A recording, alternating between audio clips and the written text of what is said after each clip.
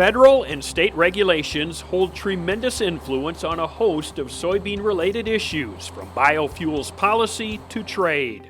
What happens in Des Moines and D.C. also impacts the bottom line of every soybean farmer. Iowa Soybean Association CEO Kirk Leeds explains how and priority issues to be addressed by the association in 2021.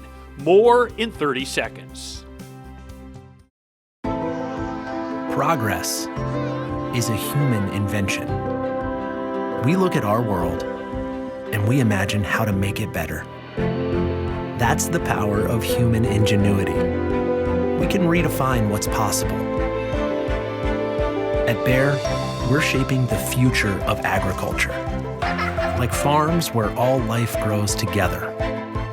It's not impossible, it's progress. What farmers do today, and particularly as we move into the future, policy is going to be dramatically important to their bottom line. We've got to stay engaged. We've got to increase our engagement because unfortunately regulations and policy sometimes determine the difference between success and failure. The Iowa Soybean Association and its farmer leaders provide trusted representation of the industry.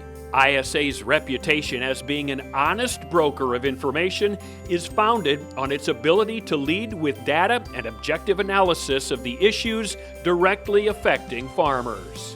We're seen as a knowledgeable source of information. Specifically, I think we've made tremendous progress in influencing federal policy as it relates to water quality, soil conservation, issues related to carbon, issues related to energy efficiency and biofuel production.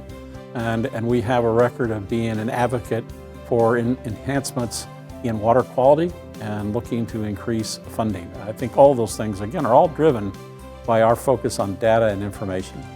The Iowa legislature will gavel in January 11th. Budgetary issues will likely dominate the 89th General Assembly, with lawmakers taking a conservative approach to both revenue and expenses.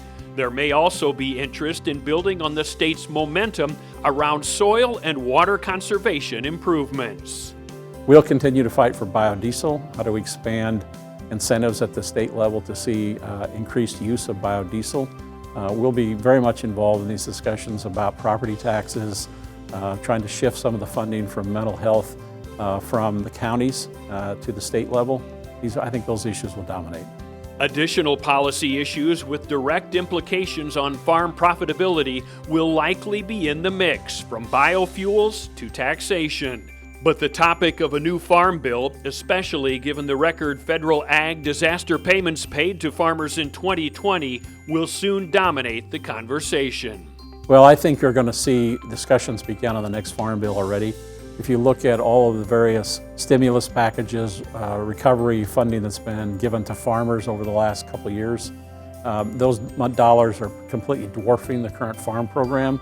So I think you're going to see lots of discussions about what's the next farm bill look like.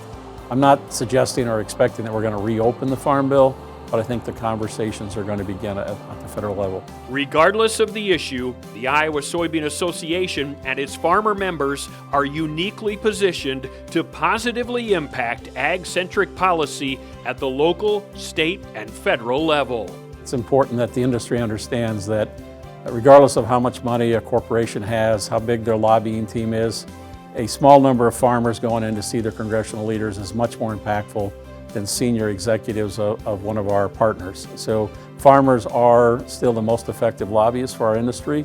They have the most credibility.